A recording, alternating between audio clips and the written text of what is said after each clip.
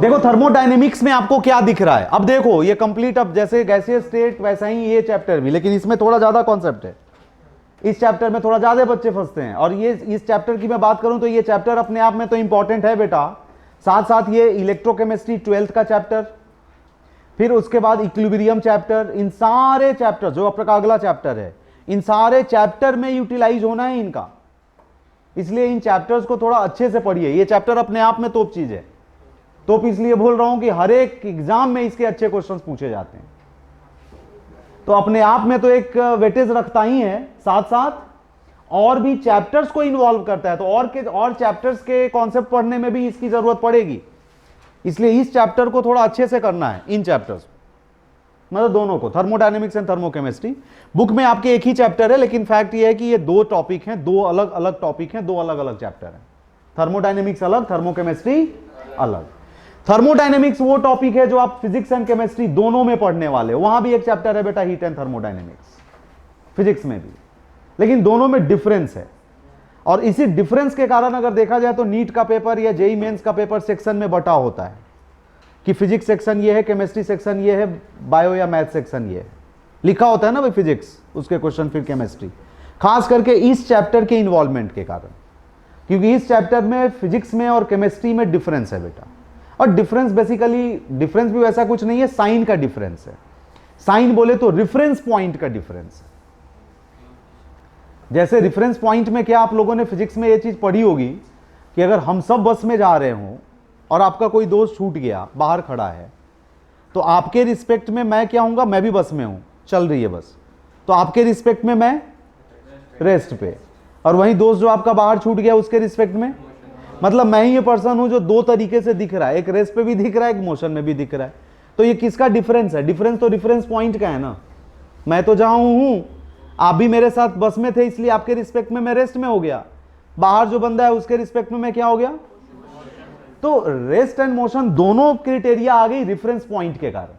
तो फिजिक्स और केमिस्ट्री में बेटा रेफरेंस पॉइंट का डिफरेंस होता है। फिजिक्स वाले ये मान के चलते हैं कि अगर किसी सिस्टम को मैंने एनर्जी दी तो मैंने एनर्जी दी, मेरे एनर्जी का लॉस हुआ, नेगेटिव कर दो, मैं साइन का डिफरेंस जो मैं बता रहा हूं। और मैं यहां क्या, हम यहां क्या लेकर चलते हैं केमिस्ट्री में कि सिस्टम का एनर्जी बढ़ रहा है, चाहे किसी तरीके से बढ़े, मैं एनर्जी दूं या नेचर से एनर्जी ले, सराउंडिंग से एनर्जी ले, तो सिस्टम का एनर्जी बढ़ रहा है तो मैं प्लस करके चलूंगा। तो ये रेफरेंस पॉइंट का डिफरेंस है, मैं सिस्टम के रिस्पेक्ट में देखता हूं और वो अपने आप के रिस्पेक्ट में देखते हैं, इसलिए प्लस माइनस का डिफरेंस आ जाता है। और इस डिफरेंस के कारण सेक्शन बढ़ जाता है, फिजिक्स में अलग, केमिस्ट्री में अलग। मैं यहां निकालूंगा -40 जूल एनर्जी, आंसर सही होगा, तो वहां फिजिक्स में निकलेगा +40 जूल। डिफरेंस रेफरेंस पॉइंट का है, वो रेफरेंस पॉइंट का डिफरेंस भी मैं क्लियर करके चलूंगा बेटा। तो थर्मोडायनेमिक्स क्या है ये बताओ। Thermo heat energy, dynamics movement, क्या मैं बोल सकता हूं मूवमेंट ऑफ हीट एनर्जी? समझोगे तो समझ में आएगी बातें। Thermodynamics movement of heat energy, heat energy का मूवमेंट हमें पढ़ना है भाई, किस बॉडी से किधर की तरफ, सिस्टम टू सराउंडिंग है, सराउंडिंग टू सिस्टम, देखेंगे बाद में। एंड थर्मोकेमिस्ट्री, केमिकल रिएक्शन में भी तो थर्मल इंपैक्ट है बेटा, हीट एनर्जी का चेंज होता है, एंडोथर्मिक एक्सोथर्मिक सुना है, पढ़ा है। तो अगर हीट एनर्जी, ठीक से बैठना तू भी ऐसे, थर्मोकेमिस्ट्री में क्या है, अगर केमिकल चेंजेज होते हैं, कोई रिएक्शन होता है, तो वो रिएक्शन एंडोथर्मिक एक्सोथर्मिक दोनों है, तो एंडोथर्मिक में भी एनर्जी का चेंज हो रहा है, एक्सोथर्मिक में भी एनर्जी का चेंज हो रहा है। तो एनर्जी का चेंज होगा तो कहीं ना कहीं उसका थर्मल इंपैक्ट चेंज हो रहा है। तो अगर किसी केमिकल रिएक्शन का थर्मल एस्पेक्ट देखें हम, तो उसको हम पढ़ेंगे बेटा थर्मोकेमिस्ट्री। और थर्मोडायनेमिक्स में तो पूरे सिस्टम का पढ़ेंगे कि थर्मल एनर्जी का डायनेमिक्स क्या है, मूवमेंट क्या है। ठीक है, तो पहले ये एक डेफिनेशन लिखो इसकी, जो कभी पूछेगा नहीं आपसे। थर्मोडायनेमिक्स के लिए लिखो पहले, deals with the study of, thermodynamics deals with the study of, thermodynamics deals with the study of movement of heat energy. Thermodynamics deals with the study of movement of heat energy. Thermodynamics deals with the study of movement of heat energy and the factors which affect this movement. And the factors which affect this movement. This movement मतलब heat energy का movement, समझ पा रहे हैं ना बच्चा लोग? And the factors which affect this movement, and the factors which affect this movement, इस मूवमेंट को जो इफेक्ट करता है उस इफेक्ट को भी पढ़ना है। कौन सा टॉपिक हुआ ये? थर्मोडायनेमिक्स। उसका अगला पॉइंट, अगला डेफिनेशन लिखिए थर्मोकेमिस्ट्री का।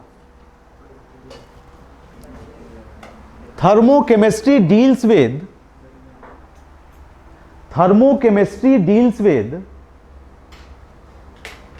thermal aspect of, aspect ASPECT, thermal aspect of a chemical reaction.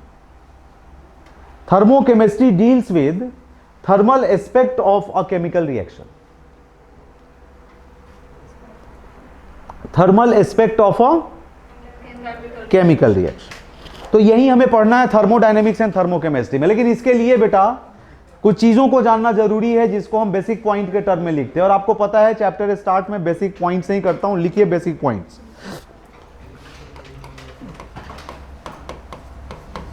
पीछे वाले बच्चों पढ़ पा रहे हो क्या? या दिक्कत है? बेसिक पॉइंट का फर्स्ट पॉइंट लिखो, सिस्टम। क्या होता है सिस्टम, क्या होता है सराउंडिंग? ऐसा माना गया है। देखो बेटा, सिस्टम एंड सराउंडिंग की बात करें, व्हाट इज सिस्टम? जिसको डायरेक्ट ऑब्जर्वेशन में रखते हैं। जैसे मान लो चाय लेके आया, मैं कहां फुली कॉन्सेंट्रेट रहूंगा? चाय पे। चाय क्या हुआ? सिस्टम। लेकिन अगर यहां एसी वेसी चला दिया जाए, इस रूम को ज्यादा कूल कर दिया जाए, तो वो चाय जल्दी ठंडा हो जाए, होगी ना?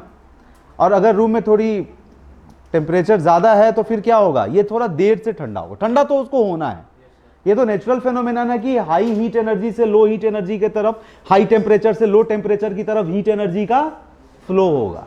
ये आप लोगों की लास्ट क्लास है क्या? मेरी क्लास लास्ट क्लास? ओह, तभी इतने मजे में पढ़ रहे हो आप लोग। क्योंकि लास्ट क्लास में ये होता है कि आप कुछ भी पढ़ाओ सर,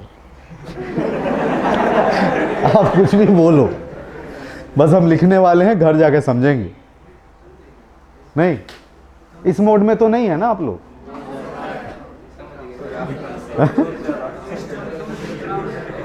सिस्टम का मतलब क्या हुआ? जो डायरेक्ट इन्वेस्टिगेशन में होगा, डायरेक्ट ऑब्जर्वेशन में होगा। चाय का कप ले आके रखा जाए, वो भी एक सिस्टम है। मैं कहां एकदम से फोकस होऊंगा? चाय के कप पे, तो चाय का कप सिस्टम हुआ। लेकिन चाय का ठंडा होना सराउंडिंग पे डिपेंड करेगा कि नहीं?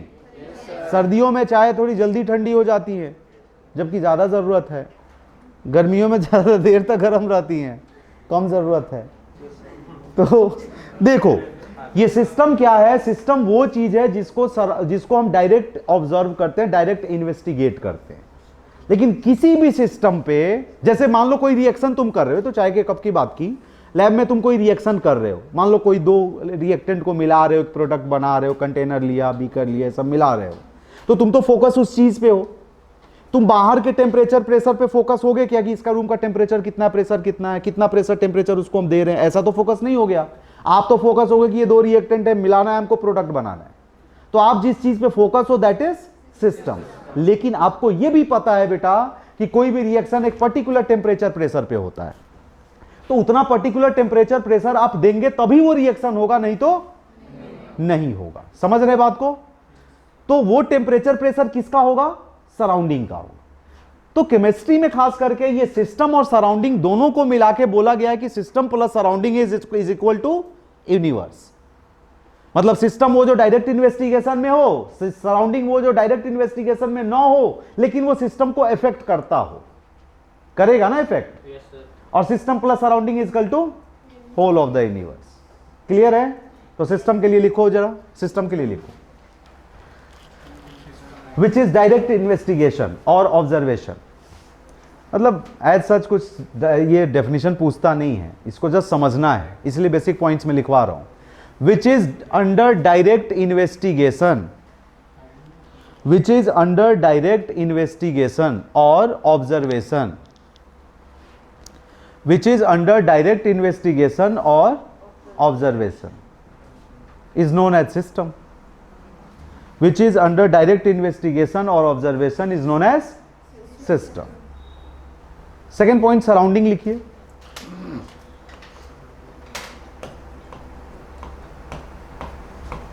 सेकेंड पॉइंट लिखिए बेटा surrounding, which is not under direct investigation, which is not under direct investigation, which is not under direct investigation but affects the system, but affects the system, लेकिन वो system को effect करता है, क्या कहलाता है? सराउंडिंग. तीसरा पॉइंट लिखिए बेटा, थर्ड पॉइंट लिखिए सिस्टम प्लस सराउंडिंग. लिख लिया है ना सबने? थर्ड पॉइंट लिखिए system plus surrounding is equal to universe. बस जानने के लिए है ये चीजें, इसको हम आगे यूज करने वाले हैं. क्वेश्चन में नहीं पूछना है आपसे, पेपर में नहीं पूछना है कि सिस्टम क्या है. सिस्टम प्लस सराउंडिंग मिला के क्या बना दिया हमने जी बेटा? Universe. System plus surrounding is equal to universe. Third point लिख लीजिए. फोर्थ पॉइंट लिखिए बेटा टाइप्स ऑफ सिस्टम. यही लिखता हूं. Fourth point types of system.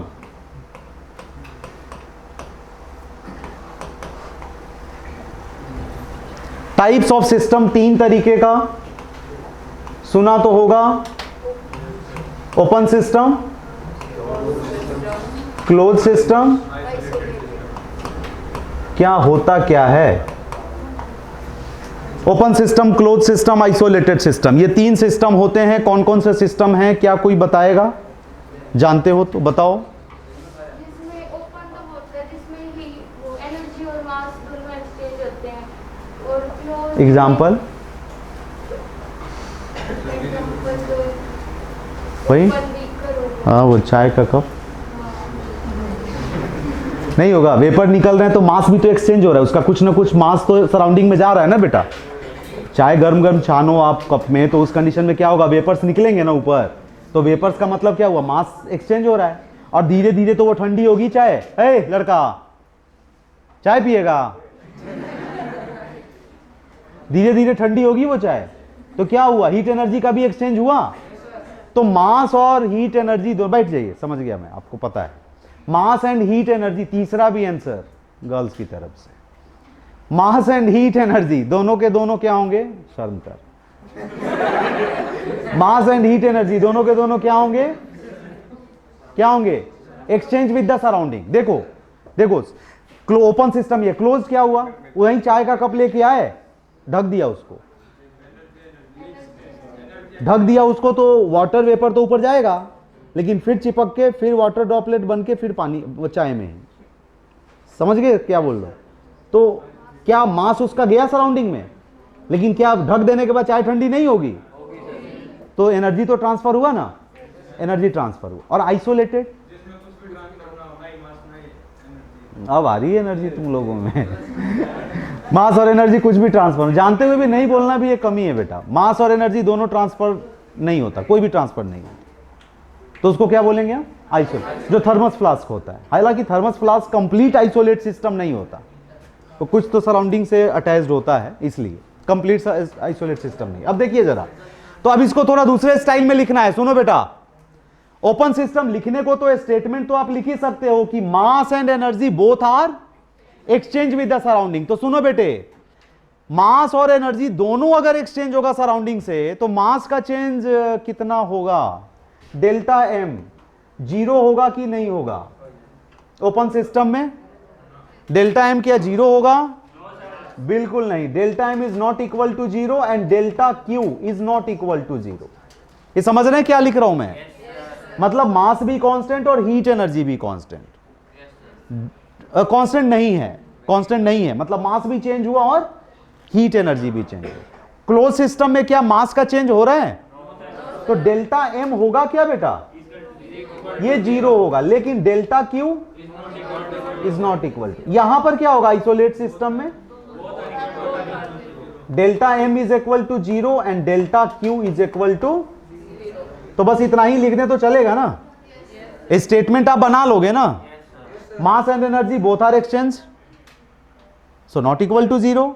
यहां मास एक्सचेंज नहीं हुआ, एनर्जी एक्सचेंज हुई, और तीसरे पॉइंट में कुछ भी एक्सचेंज नहीं हुआ। क्लियर है बातें?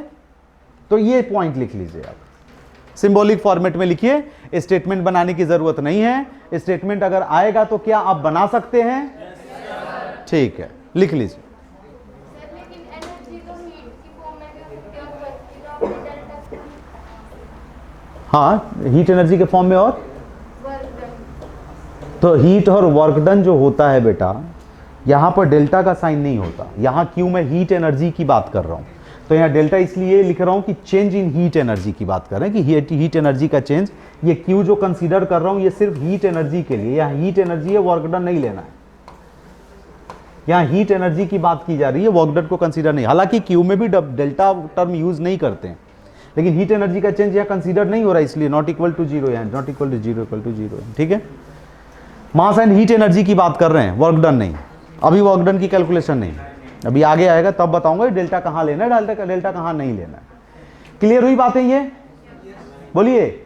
इसके बाद फोर्थ पॉइंट हुआ। फिफ्थ पॉइंट जो मैं बता रहा हूं बेटा, ये चीज आपको पता है आप लोगों को।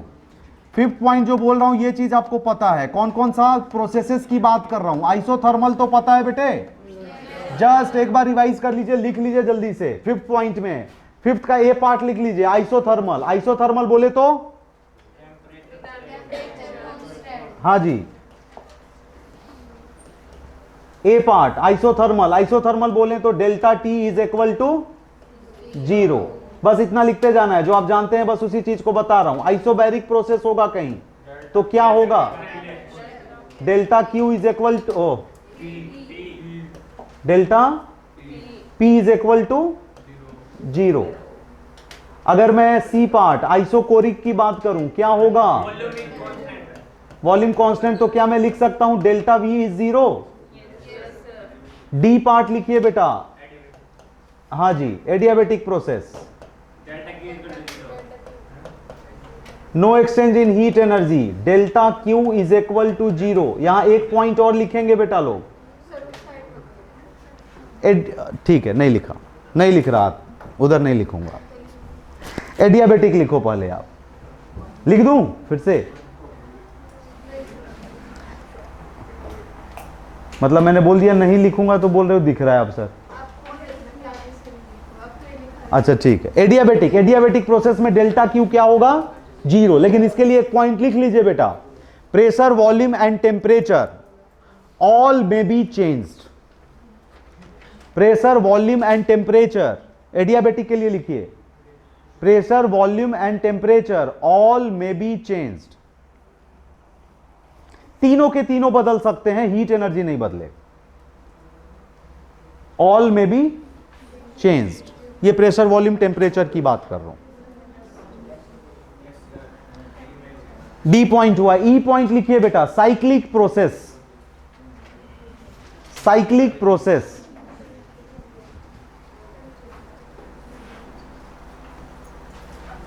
ये तो लिख लिया ना, हटाया जाए इसको। Cyclic process. नेक्स्ट पॉइंट लिखिए बेटा, साइक्लिक प्रोसेस। क्या होता है साइक्लिक प्रोसेस, ये बताइए। ये सारे मैं प्रोसेसेस की बात कर रहा हूं, साइक्लिक प्रोसेस की बात कर रहा हूं। भाई सिस्टम जहां से स्टार्ट हुआ वहीं पहुंच जाए तो क्या होगा वो एक? ठीक है, आप ऐसे सोच सकते हो, जो आप पूरे दिन ना, पूरे जो हम वर्क करते हैं या कुछ भी हो, तो ये हम साइक्लिक प्रोसेस में ही जीते हैं। घर वो हमारा एक पॉइंट है जहां से हम निकलते हैं, पूरा भागा दौड़ी की, पढ़ा लिखा, पढ़ाया लिखाया, और फिर पहुंच गए घर। तो घर से घर का प्रोसेस चलता रहता है हमारा, नहीं? यही प्रोसेस चलता है। कौन सा है? पूरे दिन की लाइफ स्टाइल हमारी कैसी है? एक साइक्लिक प्रोसेस में। अगर देखा जाए तो साइक्लिक प्रोसेस ही है ना। घर से निकले, अपना काम धंधा किया, फिर घर पहुंच गए, पढ़ा लिखा, पढ़ाया लिखा, जो भी किया अपना, फिर घर पहुंच गए। तो कैसा प्रोसेस है? साइक्लिक। अब जरा सुनो, जहां से चले थे आप वहीं पहुंच गए। तो अगर फिजिक्स के अकॉर्डिंग बोलूं तो वर्क डन कितना? जीरो, क्योंकि डिस्प्लेसमेंट। अच्छा जी, ये कौन सा वर्क डन है? मैकेनिकल वर्क में बोल सकता हूं क्या? मैकेनिकल वर्क बोलूंगा उसको, फोर्स इनटू डिस्प्लेसमेंट ले रहे हो आप। ध्यान देना बेटा, यहां वर्क डन जीरो कभी नहीं होगा, क्योंकि यहां थर्मोडायनेमिक्स में हमको देखना है। क्या आप घर से निकले, पूरे दिन पढ़ा लिखा, आप फिर घर पहुंच गए, क्या आपके एनर्जी का लॉस नहीं हुआ? तो जहां भी एनर्जी का लॉस हुआ, that energy has been converted into work done. It means some work has been done. मैं घर से आया हूं, फिर घर पहुंचूंगा, क्या मैंने कोई काम नहीं किया? किया ना। तो काम किया तो क्या ये वर्क, फिर तो फिजिक्स के अकॉर्डिंग तो वर्क जीरो है मेरा। मैं घर से घर तक कैलकुलेट कर रहा हूं, एक साइक्लिक प्रोसेस कैलकुलेट कर रहा हूं। घर से निकला, यहां आया, आपको पढ़ाया, फिर घर पहुंच गया, तो साइक्लिक प्रोसेस ही हुआ ना, जहां से चले थे वहीं पहुंच गए। डिस्प्लेसमेंट जीरो, डिस्प्लेसमेंट जीरो तो वर्क जीरो। तो बेटा मैकेनिकल वर्क जीरो होगा, लेकिन क्या इतने ड्यूरेशन में मेरे एनर्जी का लॉस नहीं हुआ? तो यहां जो पढ़ना है ना बेटे, वैसे वर्क को पढ़ना है, वैसा वर्क पढ़ना है जो एनर्जी कन्वर्ट होके बनाया है। मतलब अमाउंट ऑफ एनर्जी को ही यहां मैं क्या बोलने वाला हूं? Work done. Either that amount of energy is lost और गॉट बाय द सिस्टम। चाहे वो एनर्जी लूज करे, चाहे वो एनर्जी गेन करे। तो एनर्जी अगर लूज करे या गेन करे, तो उसी एनर्जी को मैं किसके इक्वल लिखने वाला हूं? वर्क डन के। मतलब यहां मैकेनिकल वर्क तो पढ़ना ही नहीं है, भूल जाइए। साइक्लिक प्रोसेस में भी वर्क डन जीरो नहीं होता है, इस बात को ध्यान रखना है, क्योंकि मैं यहां फोर्स इंटू डिस्प्लेसमेंट की बात आपसे नहीं कर रहा। यहां जो पढ़ने वाले हैं बेटा हम लोग, वो पढ़ने वाले हैं प्रेशर वॉल्यूम वर्क, ना कि मैकेनिकल वर्क। समझ रहे हैं? अब ये प्रेशर वॉल्यूम वर्क क्या है, वो सारी चीजें मैं आपको बताता हूं, पहले अब एक एक करके देखते जाइए। तो साइक्लिक प्रोसेस क्या है? अगर कोई सिस्टम इस पॉइंट से चला, पॉइंट ए से बी पे गया, बी से सी पे गया, सी पे गया, और सी से फिर मान ले ए पे आ गया, तो ए से बी,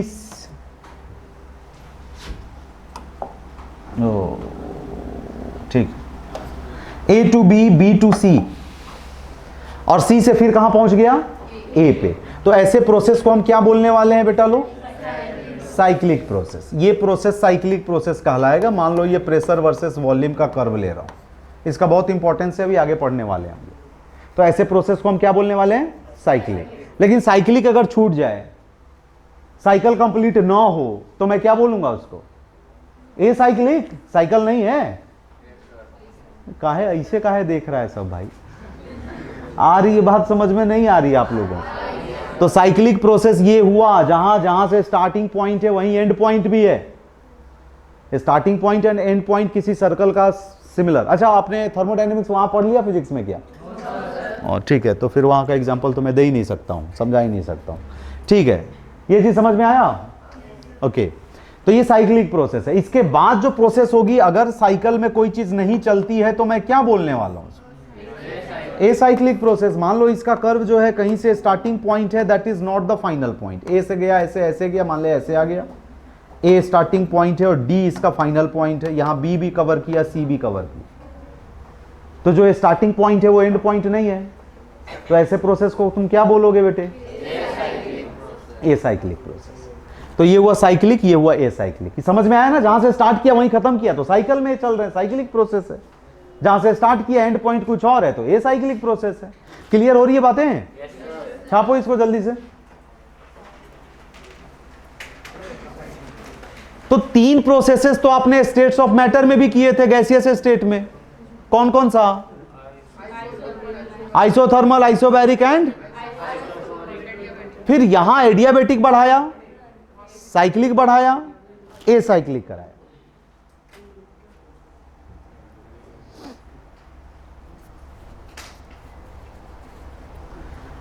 और जब मैं गैसियस स्टेट पढ़ा रहा था तो कौन कौन सी चीजें बोली थी कि 3 फिजिकल क्वांटिटीज पे आपको फोकस हो जाना है? Pressure, volume and. तो यहां भी बेटा 4 फिजिकल क्वांटिटीज है जिस पे आपको एकदम फिट हो जाना है, और वो है UHSG। UHSG बता रहा हूं क्या है। जैसे वहां PVT था ना, वही P स्टैंड करता था प्रेशर के लिए, V वॉल्यूम, T टेम्परेचर। तो यहां पर 4 फिजिकल क्वांटिटीज हैं। जब चारों फिजिकल क्वांटिटीज, 4 ही पे ये पूरा चैप्टर बेस्ड है बेटा। 4 का कौन क्या कर क्या रहा है भाई? चारों का कॉन्सेप्ट मिल गया, चैप्टर खत्म हो जाएगा। उन्हीं 4 पे पूरा चैप्टर है। बात मत करो। कितने पॉइंट्स हुए बेसिक वाले? 5 हुए ना। 6 लिखो आप, 6 लिखो। 6, अच्छा 6 हो गए तो 7th लिख लो। अच्छा, जिसके 5 हो गए वो 6 लिख लें, जिसके 6 हो गए वो 7 लिख लें, वो इसमें कुछ गड़बड़ किया होगा। तो UHSG बेटा, अब ये क्या चीज है, अब इसको देखोगे समझोगे। ये 4 फिजिकल क्वांटिटीज है, इन 4 फिजिकल क्वांटिटीज पे ये पूरा चैप्टर डिपेंडेंट है। ए, बात मत कर। PVT पे जैसे गैसियस स्टेट डिपेंडेंट था ना, प्रेशर वॉल्यूम टेम्परेचर, ये जो चैप्टर है इन 4 पे डिपेंडेंट है। U स्टैंड करता है इंटरनल एनर्जी का। एक एक करके इन सबको एक्सप्लेन करना है हमको। U स्टैंड किसके लिए करता है बेटा? Internal energy. अब क्या चीज है पढ़ेंगे अभी। H स्टैंड करता है एंथैल्पी के लिए। एंथैल्पी क्या? ये एक तरीके की एनर्जी का ही दूसरा नाम है केमिस्ट्री में, एंथैल्पी। S जो होता है बेटा, ये एंट्रोपी बोलते हैं हम, S इज एंट्रोपी। और G बोलते हैं बेटा gives free energy, gives free energy. तो कुल मिला के सारे फैक्टर जो है वो एनर्जी को ही रिप्रेजेंट कर रहे हैं, इनको छोड़ के, एंट्रोपी को छोड़ के। ये भी एनर्जी ही होता है लेकिन पर यूनिट टेम्परेचर होता है, तो देखेंगे उसको बाद। ये 4 नए, अच्छा फिर वहां लिख दिया मैंने, सॉरी बच्चा लोग, इसके बाद नहीं लिखूंगा। फिर लिखा तो फिर सॉरी बोलूंगा। तो UHSG, U क्या हुआ? Internal energy. H, अरे दिख रहा है बेटा, इधर लिख दूं। H एंथैल्पी, S एंट्रोपी, और G है बेटा gives free energy. Gives scientist name है, गिव्स फ्री एनर्जी। अब देखो इनको कॉन्सेप्ट देखो इसका, बात ना करें, ये बार बार बोलना पड़ेगा यार। एक क्वेश्चन का आंसर दे नहीं पा रहे हो आप लोग और बात करोगे, कितना बुरा लगेगा। मतलब वैसे बच्चों की आदतें थोड़ी, अगर थोड़ा बहुत वो गप्पे भी लगाता है तो आदमी देख के भी इग्नोर कर देता है कि नहीं पढ़ने वाला बच्चा है, ठीक है यार, जो पूछता हूं बता देता है, तो चल अभी बात कर रहा है तो ठीक है। आप लोग तो ना क्वेश्चन का आंसर बता पा रहे हो और बातें कर रहे हो। गुस्सा आएगा नहीं आएगा? गुस्सा आएगा उसी की तरह पीछे बिठाऊंगा और पीछे बाहर, यही होगा। फिर क्या होगा? पढ़िए, मजे में पढ़िए, थोड़ा समझिए और साथ साथ चलिए। अब इसीलिए मैं इस चैप्टर का नोट्स आपको स्टार्ट किया है और पूरे क्वेश्चन मैं आपको दिलवा रहा हूँ कि गैसियस स्टेट में गड़बड़ हो गई थी, बात बाद में दिया था तो कभी किए आप, कभी नहीं किए। इसका एकदम स्टार्टिंग से करते जाइएगा। हालांकि क्वेश्चन वाले पार्ट जो है अभी तो बेसिक चल रहा है, क्वेश्चन वाले पार्ट कल की क्लास के बाद आएंगे। आज सिर्फ वर्क डन का एक क्वेश्चन हो पाएगा जो ग्राफिकल है। तो देखो जरा, UHSG ये इंटरनल एनर्जी, एंथैल्पी, एंट्रोपी और गिव्स फ्री एनर्जी है क्या चीज बेटा? पहले अब इसको जानिए। एक चीज मैं सिंपली बताऊं आपको कि ये चारों के चारों टर्म में डेल्टा टर्म यूज होता है। कौन सा टर्म यूज होता है? मतलब मैं लिखूंगा delta U, delta H, delta S और डेल्टा G। अब ये क्यों लिखूंगा ये सब चीजें बाद में। पहले आप ये जानिए कि ये चारों चीजें हैं क्या चीज। सुनिए बच्चा लोग, ध्यान दीजिए। इंटरनल एनर्जी क्या चीज है? तो बुक के अकॉर्डिंग, हाँ इंटरनल एनर्जी वही है। बुक के अकॉर्डिंग इंटरनल एनर्जी वो एनर्जी है बेटा जो किसी बॉडी में कंटेन करती है। बॉडी किसी, अगर मान लो कि ये मार्कर अगर यहां स्टैंड कर रहा है, यहां एग्जिस्ट कर रहा है, इसका मतलब कि इसकी कुछ एनर्जी है जो ये होल्ड करके रखा हुआ है। कोई एनर्जी होगी तभी ना होल्ड करेगा। मेरे अकॉर्डिंग तो इंटरनल एनर्जी किसी बॉडी को यहां सर्वाइव करने के लिए जितनी एनर्जी चाहिए वो इंटरनल एनर्जी है। कोई बॉडी यहां सर्वाइव कर रहा है, कोई बॉडी का मतलब यहां लिविंग बॉडी ही नहीं है, नॉन लिविंग पार्ट भी है। अगर ये कैमरा यहां सर्वाइव कर रहा है तो क्यों सर्वाइव कर रहा है? क्योंकि इसके भी एटॉमिक स्ट्रक्चर होगी ना, एटॉमिक बेस पे, मॉलिक्यूलर बेस पे ये बाइंड होंगे कि नहीं होंगे? होंगे ना। तो उस बेस पे भी अगर ये एटॉमिक बेस पे या मॉलिक्यूलर बेस पे बाइंडेड हैं, अगर ये एटॉमिक बेस पे या मॉलिक्यूलर बेस पे बाइंडेड हैं तो उसकी भी कुछ एनर्जी होगी कि नहीं बेटा? बोलो। और उसकी जो एनर्जी कहलाएगी वही एनर्जी क्या कहलाएगी? उसकी इंटरनल। डायनासोर्स पहले था यहां, अब नहीं है। इसका क्या मतलब? इसका मतलब यही होगा कि उसकी जो इंटरनल एनर्जी है वो उसको होल्ड करके नहीं रखा, यहां एक्सटिंक्ट हो गया यहां से। समझ रहे हैं? लेकिन साइंस के अकॉर्डिंग इंटरनल एनर्जी क्या है, मतलब डेफिनेशन के अकॉर्डिंग इंटरनल एनर्जी बहुत सारे एनर्जी का सम है। जितनी भी एनर्जीज हैं, जितने भी भाई अलग वैरायटी का एनर्जी है, mechanical energy, electrical energy, heat energy, light energy, atomic energy, nuclear, मैं बहुत सारे एनर्जी को आप काउंट कर सकते हो। तो जो भी एनर्जी है, सारे एनर्जी का सम निकालूं मैं तो उस बॉडी का इंटरनल एनर्जी आएगा। लेकिन बेटा साइंस नेचर को स्टडी करता है, लेकिन नेचर की क्या बहुत सारी बातों को स्टडी कर ली है? नहीं, अभी बहुत सारी चीज़ें बची हुई हैं स्टडी करने के लिए, हमें पता ही नहीं। तो मान लो कि इसका इंटरनल, सोचना जरा, थिंकिंग पॉइंट, ये कोई कंटेंट है जिसका इंटरनल एनर्जी हमको निकालना है। तो इसके जितने एनर्जी के फॉर्मेट है मैंने निकाल लिए। इसका इंटरनल एनर्जी में इसका मैकेनिकल एनर्जी मतलब काइनेटिक पोटेंशियल निकाल लिया, इलेक्ट्रिकल एनर्जी निकाल लिया, एटम है एटॉमिक एनर्जी निकाल लिया, न्यूक्लियस है न्यूक्लियर एनर्जी निकाल लिया, अगर इसमें इलेक्ट्रिक एनर्जी है वो निकाल लिया, लाइट एनर्जी है वो निकाल लिया, हीट एनर्जी है वो निकाल ली। मतलब जितनी एनर्जी आप जानते हो वो तो आप कैलकुलेट कर लोगे, और जब कैलकुलेट करके सम कर रहे हो तो आप खुद कॉन्फिडेंट नहीं हो कि इतना होता है क्या, या और भी ज्यादा होता है। मतलब कि कुछ और भी एनर्जी हो सकते हैं जो हमें पता ही नहीं है। समझिए क्या बोल रहा हूं मैं, कुछ और भी एनर्जी तो हो सकता है ना जो हमें पता ही नहीं है, साइंस जानता ही नहीं है। तो उस केस में क्या आप एग्जैक्ट इंटरनल एनर्जी निकाल पाओगे? इसलिए बोलते हैं बेटा कि internal energy can't be calculated. Internal energy को हम नहीं निकाल सकते। हां, चेंज इन इंटरनल एनर्जी निकाल सकते हैं, चेंज निकाल सकते हैं, लेकिन इंटरनल एनर्जी नहीं निकालते हैं। यू नहीं निकाल सकते, डेल्टा यू निकाल सकते हैं, इसीलिए डेल्टा यू लिखते हैं, यू नहीं लिखते, क्योंकि यू निकाल ही नहीं सकते। समझ रहे हैं क्यों? क्योंकि आप खुद कॉन्फिडेंट नहीं है कि कोई चीज छूट तो नहीं गया, जितनी मैं जानता था उतनी एनर्जी तो मैंने निकाल के प्लस कर दी। लेकिन ऐसी भी एनर्जी जो मुझे पता ही ना हो, क्योंकि हमें भी पता है बॉडी में एनर्जी है तब तो जिंदा है, एनर्जी गायब हम गायब है। सही है ना, ये बात सही है। अब वो एनर्जी क्या है जिसको आत्मा बोलते हैं, परमात्मा, क्या क्या बोलते हैं उसको, साइंस को पता नहीं है। उसको प्राण जान जिसके कारण आता है बॉडी में, क्या पता है साइंस को? उस एनर्जी, वो भी तो एक एनर्जी का ही फॉर्मेट है ना बेटा, वो भी तो एक एनर्जी का ही फॉर्मेट है, लेकिन उसके बारे में साइंस पता ही नहीं है उसको, नहीं तो मरता ही नहीं कोई। नहीं, साइंस को इस बारे में पता ही नहीं। तो ये तो हम कह सकते हैं ना कि साइंस को सारे एनर्जी का फॉर्मेट पता नहीं है।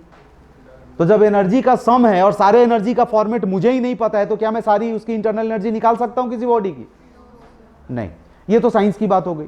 अब मेरी बात सुनो कि इंटरनल एनर्जी क्या है, किसी बॉडी को यहां सरवाइव करने के लिए चाहिए, जिंदा रहने के लिए जो एनर्जी चाहिए वो कौन सी एनर्जी? Internal energy. मुझे एग्जांपल लो, मान रहा हूं, मतलब इतना नहीं होता, माना कि मेरी इंटरनल एनर्जी 100 जूल है, 100 जूल मेरी इंटरनल एनर्जी है। मतलब अगर मैं कोई काम वाम ना करूं, पूरे दिन सोया रहूं, तो क्या मुझे खाने की जरूरत नहीं है? मतलब हमारे एनर्जी का सोर्स क्या है? खाना। क्या खाने की जरूरत नहीं है? है। जिंदा रहने के लिए खाने की जरूरत है। अच्छा, वो भी ये लेटा भी हूं तो कभी हाथ हिल गया, कभी जबान हिल गई, तो उसमें भी तो एनर्जी का लॉस है। अगर वो सब रोक के बैठा हुआ है हमने, नहीं जबान हिलानी, नहीं बोलना है, नहीं हाथ हिलाना, कुछ भी नहीं, तब भी जिंदा रहने के लिए तो एनर्जी खानी पड़ेगी। सांस लेने के लिए एनर्जी चाहिए। अरे वही तो है, सांस लोगे तब तो ऑक्सीजन जाएगी, तब ना और बॉडी को, सेल को एनर्जी मिलेगी। तो वो मतलब जिंदा रहने के लिए एक एनर्जी चाहिए, सांस लेने की एनर्जी नहीं। अंदर बहुत सारे काम चल रहे हैं, जो खाया आपने उसको पचाने वचाने का बहुत सारा काम चल रहा है, उसको भी तो एनर्जी चाहिए, तो उतना एनर्जी तो चाहिए। तो मान लो वही एनर्जी, इंटरनल एनर्जी मेरी 100 जूल है। अब बेटा ध्यान दे, सिर्फ मैं 100 जूल का खाना खाऊं तो क्या मैं जिंदा रह पाऊंगा? काम चल जाएगा मेरा? सिर्फ 100 जूल खा रहा हूं, लेटे हैं, कभी हाथ भी हिल सकती है, कभी बोल भी सकते हैं, तो सिर्फ 100 जूल से तो काम नहीं चलेगा, लेस हो जाएगा। अगर इंटरनल एनर्जी मेरी 100 जूल है तो कॉन्सेप्चुअल चीजें थोड़ा ध्यान से समझिएगा लोग, समझ रहे हैं ना ये बात? तो मुझे 100 जूल से ज्यादा खाने की जरूरत पड़ेगी। अब 100 जूल ना लेके मैंने 150 जूल खाया, मैंने कितने जूल का एनर्जी खाना खाया? 150 जूल एनर्जी का खाना खाया। तो 100 जूल जो मेरे एनर्जी को, मतलब अंदर जो एनर्जी को सर्कुलेट करता है वो वाला पार्ट, अब कौन सा है पता नहीं, वो क्या करेगा, 100 जूल तो एनर्जी कैप्चर करके अलग रख लेगा साइड में, कि भाई ये 100 जूल तो मुझे छोड़ना ही नहीं है, ये 100 जूल से तो इस बॉडी को जिंदा रखना है।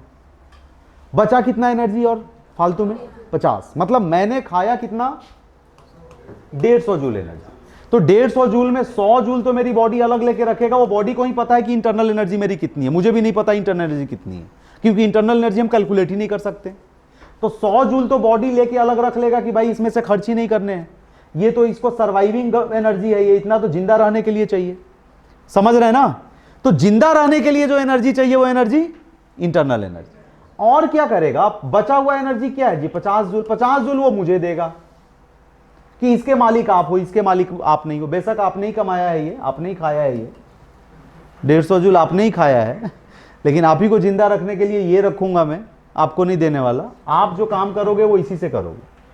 तो इस 50 जूल से मैं क्या करूंगा, अपने प्रॉपर वर्क करूंगा, भागना दौड़ना भौंकना जो भी है, सारे काम किससे होंगे। तो ये चल क्या रहा है, यही तो चलता है। ये 50 जूल से ही ये सारे काम होंगे। तो सुन तो ले, ये 50 जूल से ही वो सारे काम होंगे। तो इस 50 जूल कैसा एनर्जी है भाई, ये फ्री एनर्जी है। ये 50 जूल मेरी बॉडी में फ्री है to do some useful work, to do some work, है ना। इसको स्टडी की सबसे पहले गिब्स साहब ने, इसलिए इसको बोलते हैं बेटा गिब्स फ्री एनर्जी। अब समझेगा जरा, इसको मैंने डायरेक्टली समझाया तुम्हें, अब ये चीज मैं डेफिनेशन वाइज लिखवाऊंगा अभी। ये हुआ जी गिब्स फ्री एनर्जी। इसी गिब्स फ्री एनर्जी से आप कुछ वर्क करोगे कि नहीं करोगे, करोगे ना वर्क। तो ये है, ये अमाउंट ऑफ एनर्जी है टू डू यूजफुल वर्क। तो गिब्स फ्री एनर्जी की डेफिनेशन भी होती है बेटा कि amount of energy contained in a body to do some useful work. अब यूजफुल बोलता है, बेशक यूजलेस वर्क करो, यूजलेस वर्क भी करोगे तो एनर्जी का तो लॉस होना है, लेकिन साइंस ये मानती है कि आप वर्क कर रहे हो तो वो यूजफुल वर्क ही करते हो आप, समझ रहे हैं। तो ये है गिव्स फ्री एनर्जी। तो फ्री एनर्जी का मतलब आप उस एनर्जी से कुछ भी करो। तो ये वर्क के लिए है और ये जिंदा रहने के लिए। तो जिंदा रहने वाली एनर्जी कौन सी एनर्जी, इंटरनल एनर्जी, इंटरनल। अब ये मतलब ये डेफिनेशन नहीं है बेटा, ये समझाने के लिए लिखा है। इसकी तो एग्जैक्ट डेफिनेशन बताई है मैंने, लेकिन ये डेफिनेशन नहीं है। इसका डेफिनेशन यही है कि sum of a number of energies, all the energies contained in a body. बात मत कर, इंटरनल एनर्जी की डेफिनेशन क्या है, sum of all the energies contained in the body. ठीक है, ये नहीं कि आप लिख दो कि internal energy is the surviving energy, तो ये थोड़ी गड़बड़ बात हो जाएगी समझने के लिए। तो ये इंटरनल एनर्जी और गिव्स फ्री एनर्जी समझ में आया, बोलो ठीक है। तो आप जो यूएचएसजी लिखे हो इसके पहले डेल्टा लिख के सब नाम लिख लिए हैं। अब पहला पॉइंट इसका लिखो, 6 का ए पार्ट बनाओ, इंटरनल एनर्जी डेल्टा यू। जल्दी ये हटा दूं पेज, लिखो आप delta U, internal energy. Definition भी लिख लो जो अभी बोला है मैंने।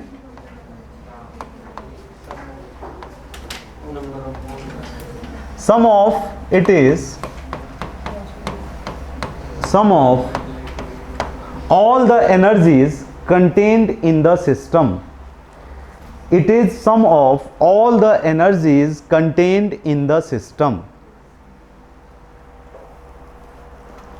It is sum of all the energies contained in the system. It means this delta U is equal to kinetic energy plus potential energy plus vibrational energy। मतलब बहुत सारे एनर्जी का फॉर्मेट, जितने भी एनर्जी आप जानते हैं सारे एनर्जी के फॉर्मेट को आप प्लस करेंगे, plus rotational energy,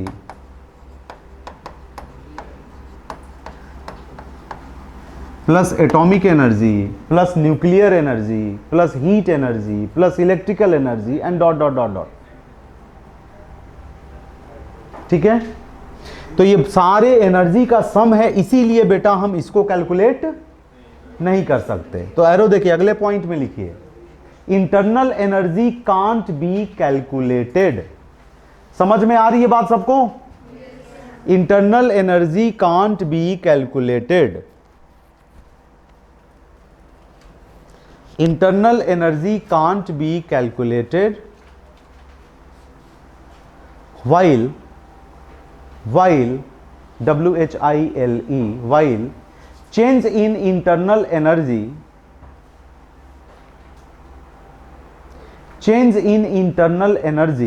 can be calculated,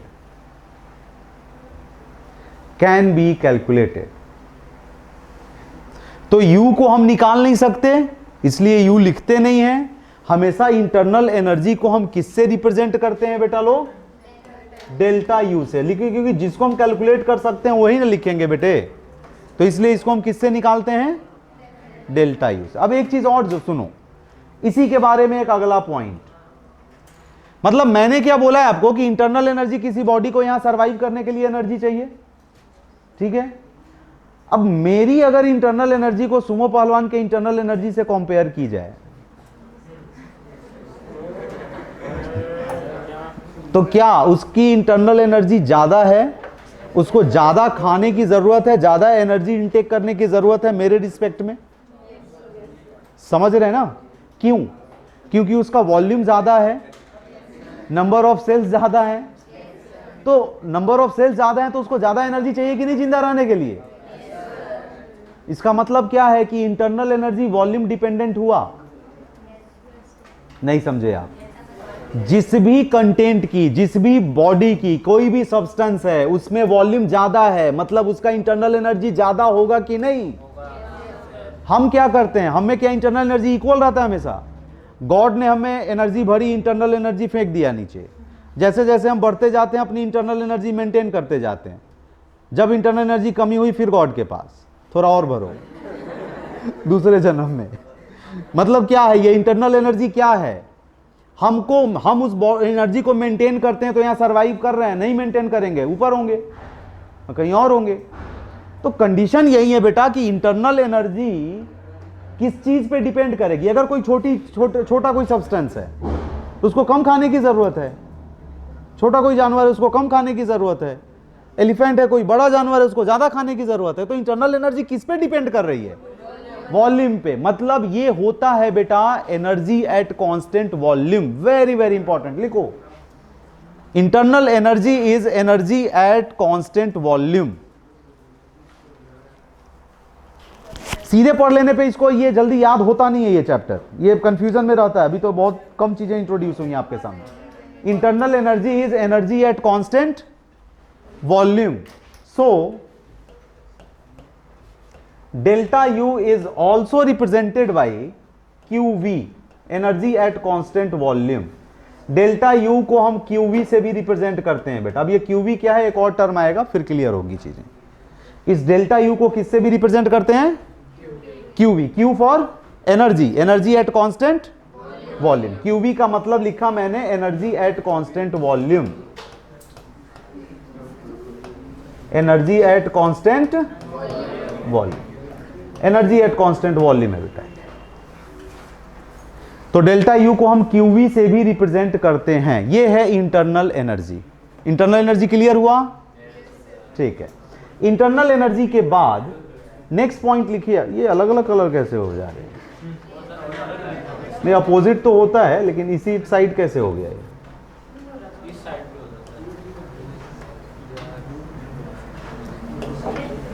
internal energy के बाद लिखो, कुछ सॉफ्टवेयर इशू होगा। इंटरनल एनर्जी के बाद लिखिए आप गिब्स फ्री एनर्जी, जो अभी बताया मैंने आपको। अभी नहीं, अभी दो चीजें बताई हैं, दो लिखना है, अभी आ जाएगा दोनों। और एक ही कंटेंट में मैंने internal energy Gibbs free energy दोनों नहीं बताइए क्या? ये दोनों लिखो पहले, फिर वही टर्म लिखा Gibbs free energy. Delta G लिख लीजिएगा बेटा ब्रैकेट में, मैं भी लिख रहा हूं और लिखने के लिए sorry. Gives free energy, delta छोटा बोर्ड हो जाता है ना, ठीक है नीचे लिखता हूं। गिव्स फ्री एनर्जी लिखा है डेल्टा जी, लिखिएगा। It is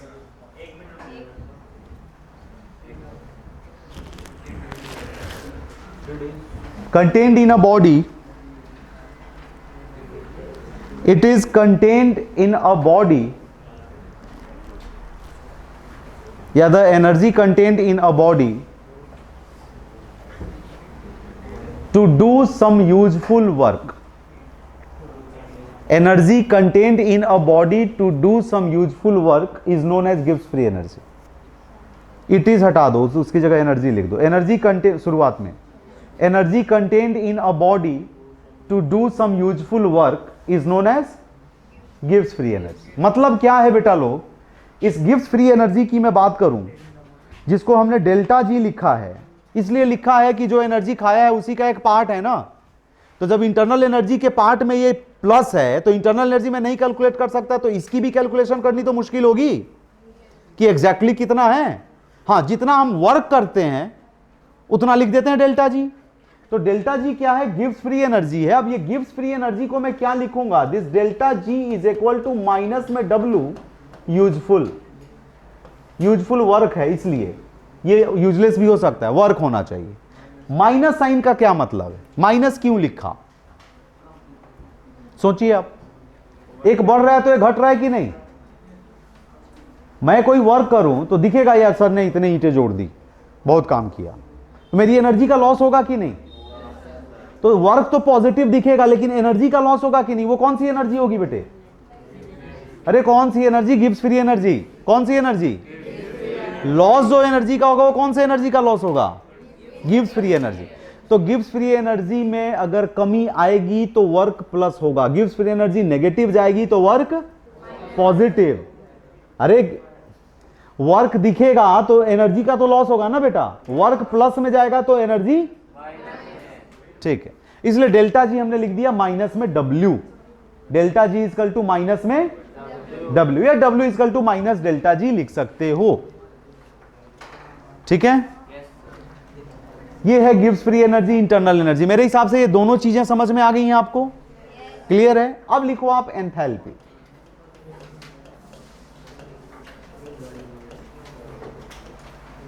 enthalpy is represented by delta H।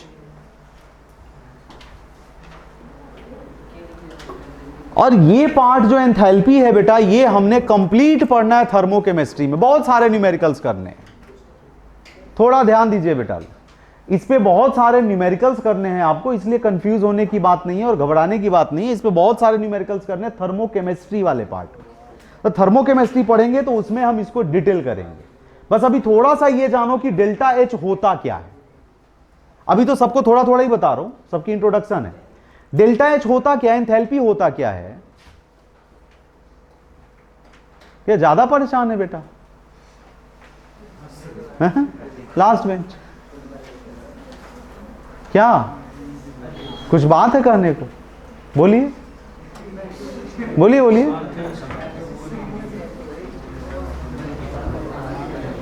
परेशान आत्मा हो तुम लोग, रुको। Enthalpy is delta H। Delta H होता क्या है? सुन बेटा, अगर कोई रिएक्टेंट मान ले प्रोडक्ट में कन्वर्ट हो रहा है, तो हो सकता है कि ये एनर्जी लिया हो चाहे एनर्जी लूज किया हो, डिपेंड करेगा कि रिएक्शन कैसा है, एंडोथर्मिक है कि एक्सोथर्मिक है।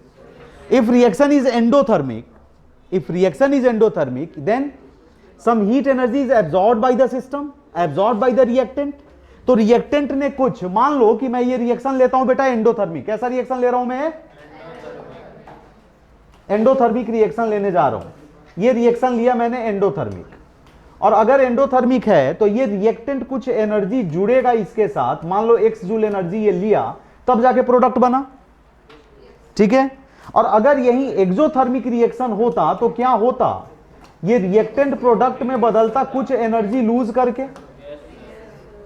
तो आप देखिए कि यहां पर इन दोनों कंडीशन में जो डेल्टा H हम निकालते हैं, वो डेल्टा H हम कैसे निकालते हैं? आप देखिए, आपको सीधे सीधे ये चीज ध्यान देके चलना है बेटा कि सिस्टम की एनर्जी अगर बढ़ जाएगी, मैं सिस्टम को रेफरेंस पॉइंट लेता हूं, सिस्टम की एनर्जी बढ़ जाएगी तो मैं प्लस करने वाला हूं, सिस्टम की एनर्जी घट जाएगी तो मैं नहीं, समझे आप? सिस्टम की एनर्जी बढ़ी तो मैं करूंगा प्लस, सिस्टम की एनर्जी घटी तो मैं करूंगा अभी वो चीज साइन कन्वेंशन आना बाकी है, अगला पॉइंट वही है साइन कन्वेंशन का मेरा। तो यहां पर बताओ कि रिएक्टेंट से प्रोडक्ट बनने में सिस्टम का एनर्जी बढ़ा कि घटा? बढ़ा। तो यहां डेल्टा H क्या हो जाएगा बेटा लोग? और एंडोथर्मिक के लिए डेल्टा H पॉजिटिव। ये कैसे हुआ, क्यों हुआ, समझ में आया? क्योंकि energy of the system will increase. इस केस में बता, ये रिएक्टेंट जिस बर्तन में रखा था, प्रोडक्ट भी उसी बर्तन में है, और ये एनर्जी लूज हो गई बाहर, मतलब एनर्जी कहीं ना कहीं घटी ना बेटा? तो कहीं घटी तो डेल्टा H की वैल्यू क्या हो जाएगी? और ऐसे भी बच्चा लोग, कभी भी डेल्टा हम लिखते हैं तो लिखते हैं फाइनल माइनस, तो फाइनल यहां कौन है? प्रोडक्ट। इनिशियल कौन है? रिएक्टेंट। तो प्रोडक्ट की एनर्जी यहां ज्यादा है रिएक्टेंट से? अरे बोलो। तो प्रोडक्ट की एनर्जी अगर रिएक्टेंट से क्या बोला, कुछ बोला?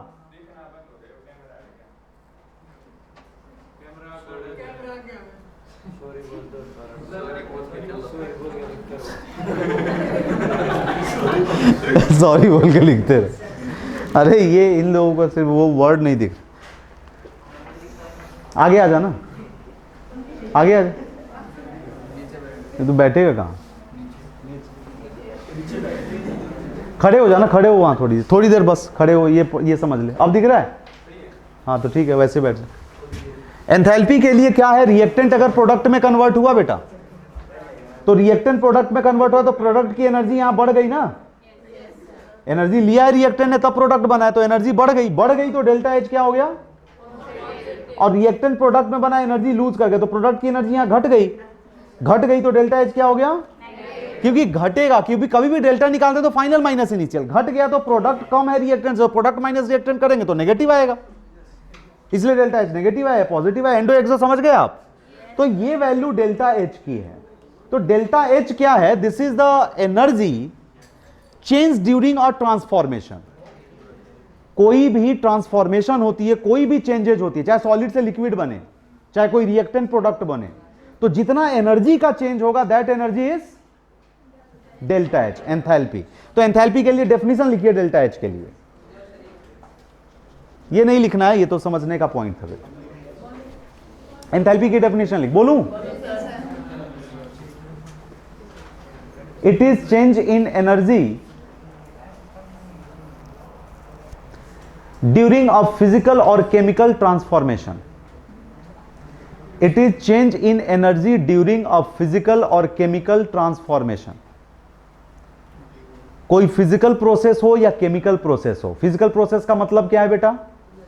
सॉलिड से लिक्विड बनना, लिक्विड से गैस बनना, तभी तो एनर्जी का बदलाव होगा। और केमिकल प्रोसेस क्या है? कोई रिएक्टेंट का प्रोडक्ट बनना, तब भी एनर्जी का चेंज होगा। तो दोनों चेंजेस में जो एनर्जी का बदलाव होगा, बात ना करें। अरे क्या लिखने में पूरा नहीं लिखा? It is change in energy during physical और केमिकल ट्रांसफॉर्मेशन। चाहे फिजिकल चेंजेज आए चाहे केमिकल चेंजेज आए, दोनों में जो एनर्जी का चेंज है क्या कहलाएगा? डेल्टा एच कहलाएगा। क्लियर है ये चीज? अब सुनिए बेटा, अगर कोई फिजिकल चेंज कर रहे हैं, किसी सॉलिड को लिक्विड में, खाना पका रहे हैं, वहां भी तो एनर्जी दे ही रहे हैं। हमने राइस को पानी में रख दिया गैस चूल्हे पे, एनर्जी दे रहे हैं। कुकर में नहीं बना रहे, पतीले में बना रहे हैं। कुकर क्यों नहीं बोला अभी समझ में आएगी बात। कैसे बना रहे हैं चावल? पतीले में बना रहे हैं। पतीले में रखा हमने, ए लड़के भूख लग रही है, अब अभी तो ब्रेक मिला था ना खाने वाने के लिए। आप लोग क्या बात कर रहे? ब्रेक नहीं मिला तुम लोग, झूठे बच्चों। तो देखो सुनो, अगर हम खाना पका रहे हैं तो उस समय क्या करते हैं? प्रेशर, अभी प्रेशर कुकर की बात नहीं कर रहे, पतीले में बनाए, तो ऐसा तो नहीं है कि उसको गैस चूल्हे पर रख के हम सोचते हैं कि यार इसमें कितना प्रेशर मेंटेन करना है। ऐसा तो नहीं है। प्रेशर कुकर भी अपने आप प्रेशर मेंटेन करता है, जल्दी पकता है खाना हमारा। लेकिन अगर हम पतीले में बना रहे हैं तो ऐसा तो नहीं होगा कि उसके ऊपर हम प्रेशर मेंटेन करें कि इतने प्रेशर पे इसको लेना है। ठीक है, एक कुछ स्पेसिफिक रिएक्शन है बेटा जो एक प्रेशर पे एग्जिस्ट करती है। एक प्रेशर पे रिएक्शन होगी, नहीं तो नहीं होगी। नहीं तो और कहीं भी ऐसी चीज नहीं है जहां पर हमें प्रेशर मेंटेन करना पड़े। अब जो एक कुछ ही ऐसी रिएक्शन है, जो रिएक्शन मान लो कि स्पेशली 5 ATM पे ये प्रेशर पे होगी रिएक्शन, तो कुछ ऐसी गिनी चुनी रिएक्शन है तो वो एक्सेप्शनल केस है। जनरल केस हमारा क्या है कि अगर मैं किसी सिस्टम को एनर्जी देता हूं, जैसे खाना पकाना है, चावल को गैस चूल्हे पे रखा है, एनर्जी दे रहे हैं, तो उस एनर्जी को हम एक कांस्टेंट प्रेशर पे देते हैं कि नहीं? कांस्टेंट प्रेशर बोले तो एटमॉस्फेरिक प्रेशर। अरे खाना पकाना है, सीधे रखा, गैस चूल्हे पे रख दिया, भाई हमें प्रेशर देखने की जरूरत थोड़ी है वहां रूम में, किचन में हमारे। समझ में आ रही बात? तो वो प्रेशर कितना है वहां मेंटेन? Atmospheric pressure. वो प्रेशर कितना मेंटेन है वहां? तो क्या एनर्जी चेंज जो होगा वो एटमॉस्फेरिक प्रेशर पे होगा? और ऐसे भी जनरली जो रिएक्शंस होते हैं, जनरली जो चेंजेज होते हैं, वो किस पे होते हैं? एटमॉस्फेरिक प्रेशर पे, रूम टेम्परेचर एंड प्रेशर पे। प्रेशर तो सेम ही है ना, 1 ATM। तो एटमॉस्फेरिक प्रेशर पे जो चेंजेज होंगे वो क्या कांस्टेंट प्रेशर पे चेंजेज होंगे एनर्जी के? तो किसी भी सिस्टम को मैं एनर्जी दूं चाहे निकालूं उसके चेंज के लिए, तो एनर्जी क्या है वहां? Eight constant pressure. तो वेरी इंपॉर्टेंट बात, एंथैल्पी के लिए अगला पॉइंट लिखिए बेटा। Enthalpy is energy at constant pressure, UHSG, U internal energy, energy at constant volume, और H क्या हुआ, एनर्जी एट कांस्टेंट प्रेशर। लिखो एनर्जी एट कांस्टेंट प्रेशर। ये जैसे जैसे मैं बताता जाता हूं वैसे वैसे ही ध्यान में रखते जाओ, कहीं फंसोगे नहीं आप लोग, आराम से होता चला जाएगा। U delta U, delta U क्या हुआ बेटे, एनर्जी एट कांस्टेंट वॉल्यूम, और डेल्टा H क्या हो गया, एनर्जी एट कांस्टेंट प्रेशर। तो क्या मैं एंथैल्पी जो डेल्टा H है इसको ऐसे कुछ लिख सकता हूं कि this delta H is equal to QP, energy at constant pressure. बस दो ही चीज बताई बेटा, डेल्टा U, UHSG बोला ना, चार टर्म याद रखो UHSG। जैसे PVT आपने फोकस हुए थे, PVT पे किस में, सॉलिड गैसियस स्टेट में, वैसे इस चैप्टर में थर्मोडायनेमिक्स में किस पे फोकस हो जाना है, UHSG। U इंटरनल एनर्जी, हमारी अपनी energy, energy at constant volume, अभी बताया आपको, और H हो गया एंथैल्पी, खाना पकाने वाली energy, energy at constant pressure. समझ में आ रही बात? तो बस ये दो ही होते हैं, मतलब और S के लिए और G के लिए नहीं लिखवाने वाला हूं, एनर्जी एट कांस्टेंट वॉल्यूम और एनर्जी एट कांस्टेंट प्रेशर, बस दो ही चीजें। क्लियर है यहां तक? कोई दिक्कत बचा लो? ठीक है, इसके बाद लिखिए वर्क डन। हटाऊं ये पेज?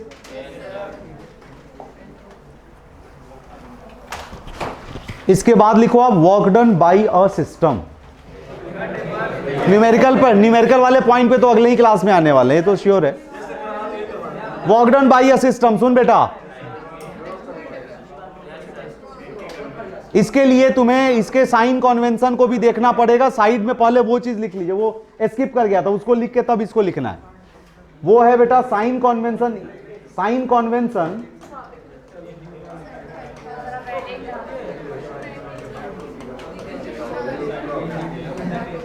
यहां तक ठीक है ना बेटा? यहां तक तो ठीक है। Sign convention for work and heat energy,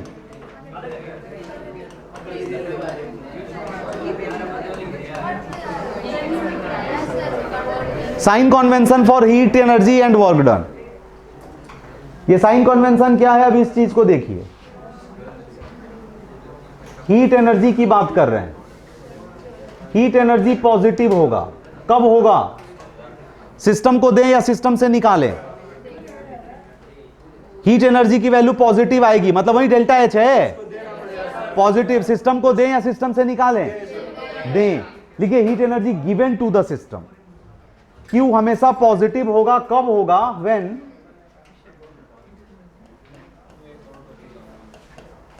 heat energy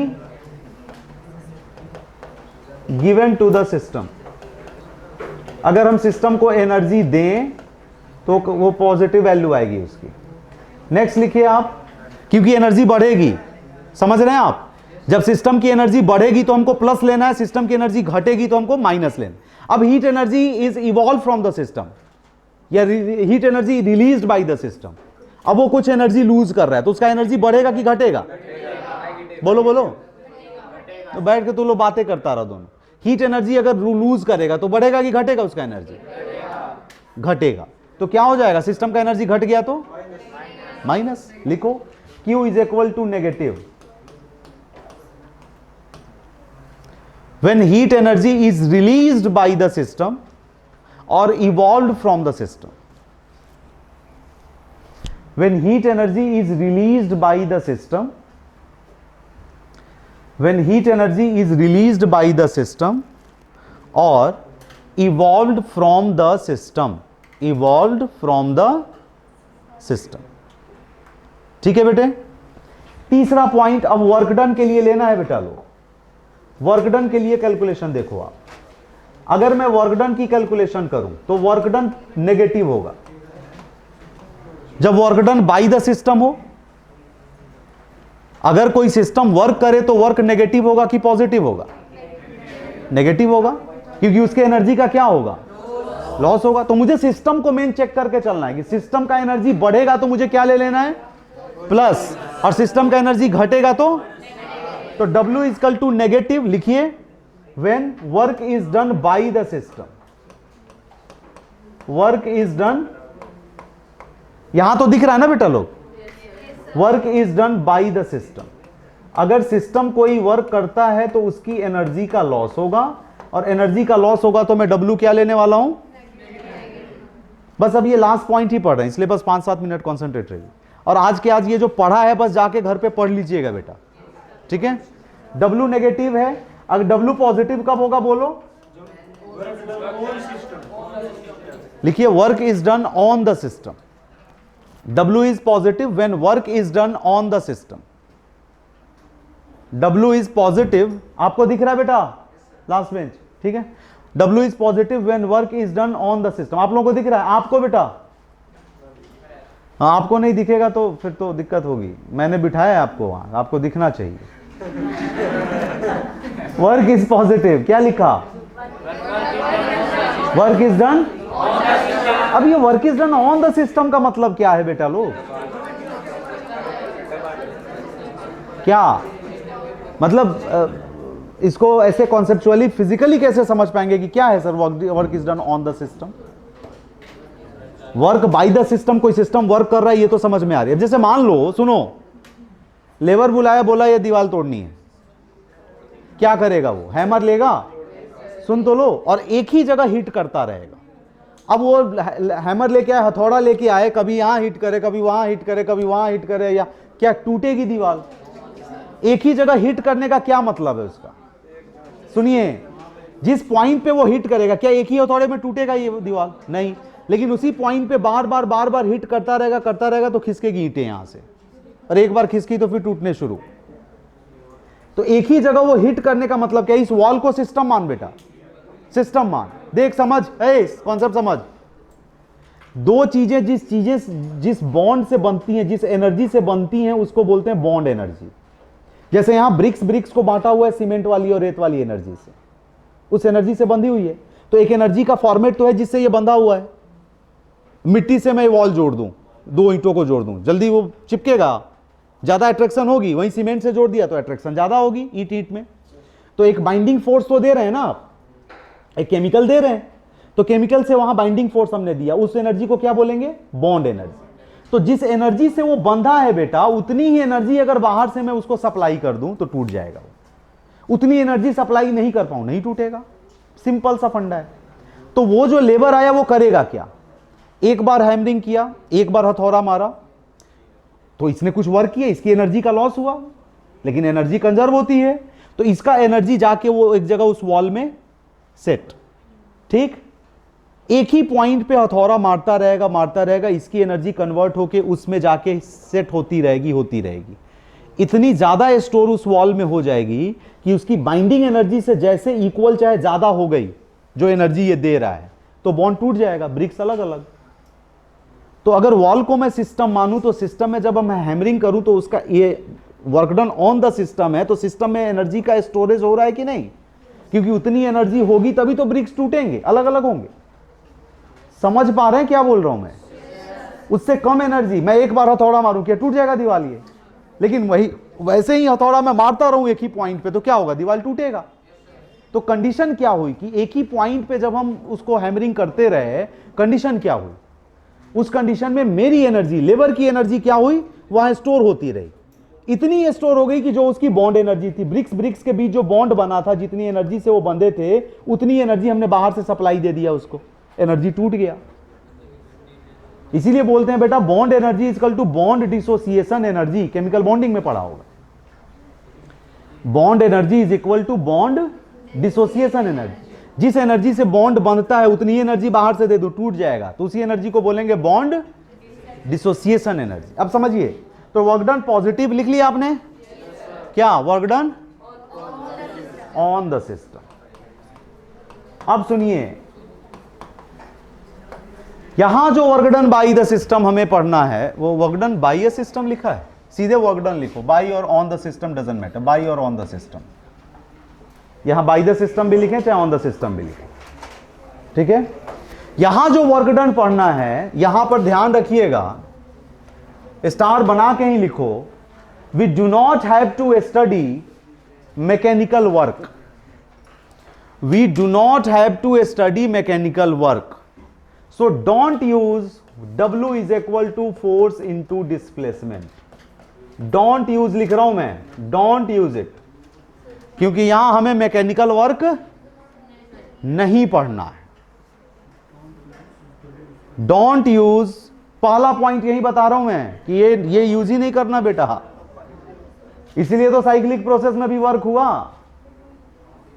do not use W is equal to F into displacement, इसको यूज ही नहीं करना। नेक्स्ट पॉइंट पढ़िए, लिखिए बेटा, we have to study about pressure volume work. We have to study about pressure volume work. यहां जो हमें पढ़ना है वो कौन सा वर्क पढ़ना है बेटा लोग? प्रेशर वॉल्यूम वर्क, मतलब जो एनर्जी का कन्वर्जन वर्क में हुआ, that work we have to study. हमें यहां पढ़ना है प्रेशर वॉल्यूम वर्क। अब ये क्या है प्रेशर वॉल्यूम वर्क, इस चीज को देखिए, समझिए जरा। मान लीजिए कि एक कंटेनर ले रहा हूं मैं, यहां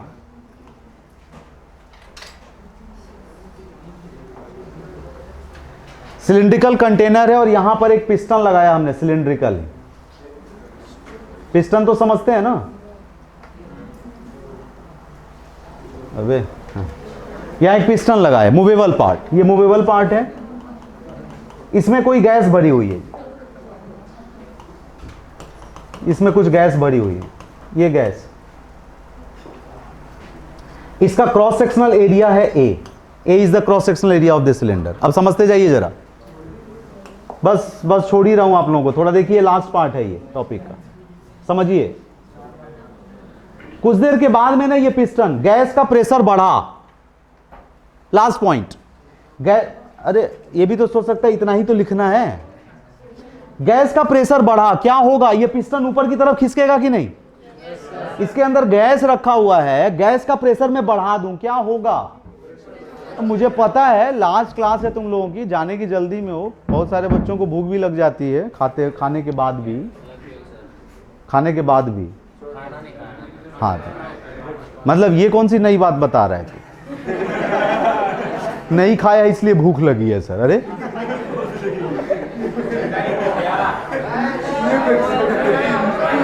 लास्ट टॉपिक बस, अरे बीच में नहीं छोड़ना है, टॉपिक पढ़ो।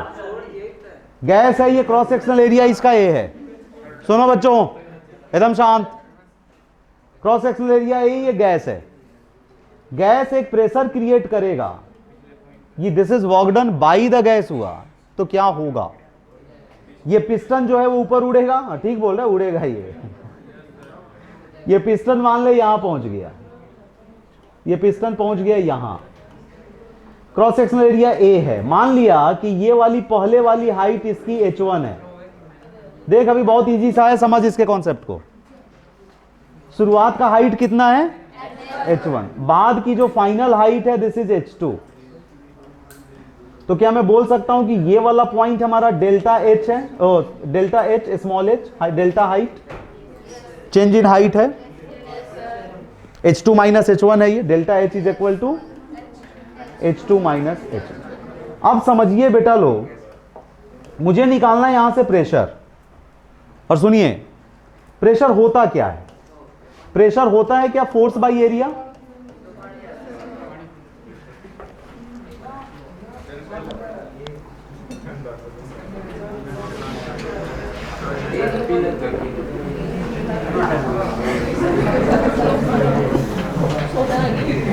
प्रेशर होता है यहां फोर्स अपॉन एरिया। तो फोर्स को मैं क्या लिख सकता हूं? Pressure into area. और यहां सुनो बच्चों, यहां जो एनर्जी का चेंज हो रहा है, ये जब प्रेशर क्रिएट करेगा तो ये बॉडी पिस्टन यहां से यहां मूव हुई, तो यहां तो मैकेनिकल वर्क ही हो रहा है ना। तो निकालते बेसिकली हम मैकेनिकल वर्क से ही है, लेकिन डायरेक्ट कैलकुलेशन डिस्प्लेसमेंट की जीरो करके नहीं चलते।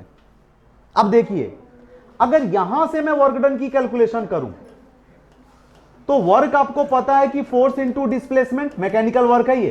कौन सा वर्क है ये? तो बेसिकली कैलकुलेशन तो मैकेनिकल वर्क का ही है, लेकिन इसको कन्वर्ट किस में कर लेना है हमने? प्रेशर वॉल्यूम वर्क में, कि एनर्जी कितना चेंज हुआ, प्रेशर कितना चेंज हुआ, वॉल्यूम कितना चेंज हुआ। लास्ट टॉपिक ध्यान से देखो, तो फोर्स की जगह मैं क्या बोल सकता हूं? प्रेशर इंटू एरिया बोल सकता हूं बेटा। और हाँ, तो अभी तो बोलता नहीं, लास्ट टाइम में बच्चे तो समझ में भी ना आए तब भी यस सर, मतलब कुछ भी करो सर, आप जल्दी खत्म करो बस, क्योंकि हम बोल देंगे नहीं समझ में आया तो आप फिर समझाओगे 5 मिनट, 5 मिनट और टाइम भी जाएगा हमारा। वो तो हम कल भी पूछ सकते हैं, नहीं डाउट क्लास में भी पूछ सकते हैं, जो कि होता नहीं है क्योंकि घर जाके उसको पढ़ते ही नहीं है। देख बच्चे देख इसको, तो प्रेशर हो गया हमारा पर यहां पर A डॉट डेल्टा एच। अब एरिया इंटू डेल्टा हाइट, बात नहीं बिल्कुल भी नहीं। अरे area into change in height, change in height यहां H2 माइनस H1 है, हाइट में चेंज। तो एरिया क्रॉस सेक्शनल एरिया तो फिट है, ये तो फिक्स है। डेल्टा एच जो होगा, अगर इस डेल्टा एच को मैं एरिया के साथ मल्टीप्लाई कर दूं तो एरिया इंटू हाइट क्या, दैट इज वॉल्यूम। तो area into change in height क्या, दैट इज वॉल्यूम। कौन सा, क्या मैं डेल्टा वी लिखूंगा? तो यही वर्क है बेटा पी डेल्टा वी। लेकिन यहां क्या हो रहा है, अब ये देखो सुनो, this is work done by the system और on the system, so it is negative और positive. Work done by the system है, पॉजिटिव होगा। बाय द सिस्टम, कोई सिस्टम वर्क करेगा उसके एनर्जी का लॉस होगा कि गेन होगा, और लिखा भी है उधर, तो क्या हो जाएगा, यहां लॉस होगा ना। लॉस होगा तो क्या लिखेगा, क्या हो जाएगा answer, W is equal to minus P delta V. मतलब इस चीज को आगे लेके चलना है बेटा, इसी चीज को कंसीडर करना है, इसको ही बोलते हैं प्रेशर वॉल्यूम वर्क, ठीक है।